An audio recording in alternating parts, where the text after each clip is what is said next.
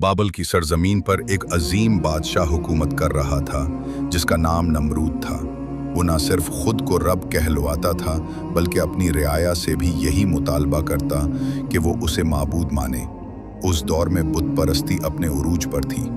हर गली, हर घर और हर बाजार में पत्थरों से तराशे गए देवताओं की परस्तिश की जाती थी। उन बुतों को न खाने की ताकत थी, न सुनने की, न देखने की, मगर लोग उनके आगे झुकते, सजदा करते और उनसे दुआएं मांगते। इन्हीं तारीकियों के दरमियान अल्लाह ताला ने एक नूर भेजा, हज़रत इब्राहीम अलैहिस्सलाम। आपकी पैदाइश एक ऐसे घर में हुई जो खुद बुत परस्ती का मरकज़ था। आपके वालिद आज़र खुद बत तराशते थे और लोगों को बेचते थे। बचपन से ही हज़रत इब्राहीम अलैहिस्सलाम को उन पत्थरों की बेबसी और खामोशी ने हैरान कर दिया।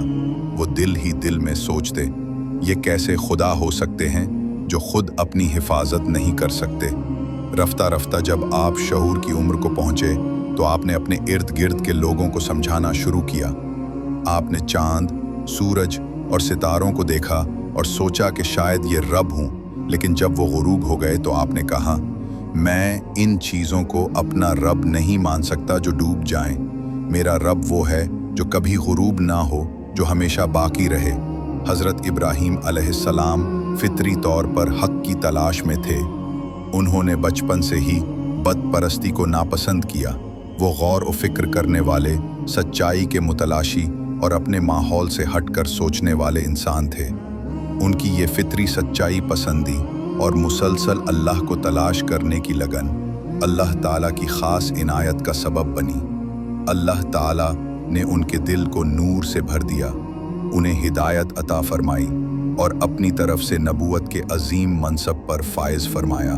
कुरान मजीद में अल्लाह ताला फरमाते हैं, और हमने इब्राहीम को पहले ही से उसकी हिदायत दे दी थी और हम उसे खूब जानते थे।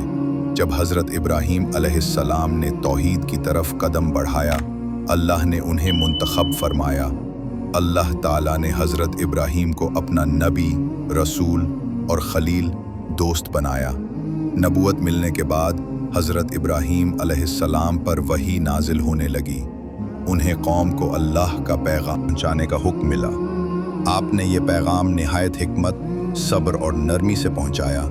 आपने न सिर्फ ज़ुबान से तबलीग की बल्कि अमल से भी अल्लाह की वहदानियत को साबित किया। हज़रत इब्राहीम अलैहिस्सलाम ने सबसे पहले अपने वालिद को समझाया, बड़े नरमी से, मोहब्बत से, दलील से, मगर उनके वालिद ने इनकार किया बल्कि डांट कर कहा, अगर तू मेरे माबूदों से मुंह न मोड़ेगा तो मैं तुझे संसार कर दूंगा। कौम की मुखालफत, वालिद की सख्ती और नमरूद जैसे जाबिर बादशाह की दुश्मनी, सब कुछ होने के बावजूद हज़रत इब्राहीम अलैहिस्सलाम ने नबवी मिशन जारी रखा। यही वो वक्त था जब आपने बत तोड़ने का वाक़या अंजाम दिया, जो आपकी नबूवत की अमली तस्वीर था। बातिल के खिलाफ खड़ा होना, चाहे पूरी दुनिया मुखालिफ हो। कौम की हालत भी कुछ मुख्तलिफ न थी। हज़रत इब्राहीम अलैहिस्सलाम ने जब खुले आम लोगों को तौहीद की दावत दी तो उन्होंने शदीद मुखालफत शुरू कर दी, लेकिन आप साबित कदम रहे। आपको यकीन था कि हक हमेशा गालिब होता है, चाहे वक्ती तौर पर मुखालफत जितनी भी शदीद हो। एक दिन हज़रत इब्राहीम अलैहिस्सलाम ने एक तदबीर की। गुमजश के लिए शहर से बाहर जा रही थी। आपने बहाना किया कि वो बीमार हैं और शहर में रुक गए। जब सब लोग चले गए तो हज़रत इब्राहीम अलैहिस्सलाम बुतखाने में दाखिल हुए। वहाँ बड़े छोटे कई बुत रखे थे जिन्हें लोग माबूद मानते थे। आपने सब छोटे बुतों को तोड़ दिया, सिर्फ एक सबसे बड़ा बुत सलामत छोड़ा और उसके कंधे पर कुल्हाड़ा रख दिया। जब लोग वापस आए और माबद का हाल देखा तो हैरान और गुस्से में आ गए। वो चलाने लगे, हमारे माबूदों को किसने तोड़ा?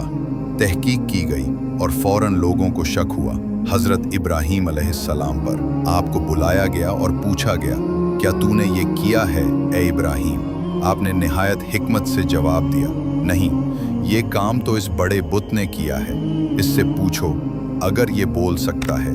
ये सुनकर सब सन्नाटे में आ गए। वो जानते थे कि बुत बोल नहीं सकते, मगर उनकी अना, जिद और बातिल अकीदा उन्हें सच मानने नहीं दे रहा था।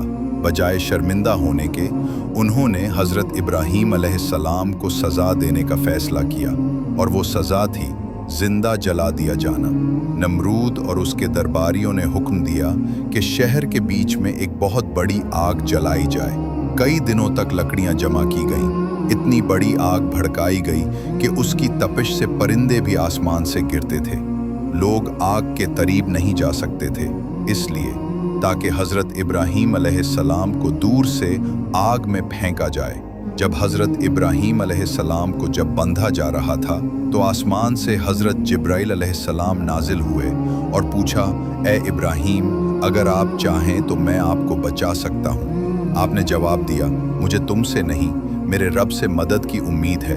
अल्लाह ताला ने फ़ौरन हुक्म दिया, ए आग, तू इब्राहीम पर ठंडी और सलामती वाली हो जा। जैसे ही हज़रत इब्राहीम अलैहिस्सलाम आग में गिरे, आग ने आपको कोई नुकसान न पहुंचाया। वो आग आपके लिए एक ठंडी, पुरअमन और महफूज जगह बन गई। लोग हैरत ज़दा रह गए। कुछ ने कहा, इब्राहीम का रब वाकई सच्चा है। ये मौजज़ा लोगों के दिलों पर असरअंदाज होने लगा। मगर नमरूद फिर भी अपनी ज़िद पर कायम रहा। उसने अल्लाह के पैगंबर के मुकाबले में बहस की, मगर हज़रत इब्राहीम अलैहिस्सलाम ने उसको भी लाजवाब कर दिया। आखिरकार हज़रत इब्राहीम अलैहिस्सलाम ने उस सरजमीन को छोड़ा और अल्लाह के हुक्म से दूसरी सरजमीनों की तरफ हिजरत की, मगर अल्लाह का पैगाम उनके साथ था। ये वाक़या हमें बताता है कि हक पर चलने वाले को आजमाइश ज़रूर आती है, मगर अल्लाह ताला अपने बंदों को कभी तन्हा नहीं छोड़ता। जो शख्स सिर्फ अल्लाह पर भरोसा करता है, वो दुनिया की सबसे बड़ी ताकत के आगे भी झुकने से इनकार कर सकता है। सच्चाई और तौहीद की राह मुश्किल ज़रूर है, मगर कामयाबी इसी रास्ते पर है। अगर आपको ये वीडियो पसंद आई है तो हमारे चैनल को सब्सक्राइब करना ना भूलिए और बेल आइकॉन को दबा दें ताकि हर नई आने वाली वीडियो आप तक पहुंच जाए। और कमेंट में अपनी राय से आगाह जरूर करें।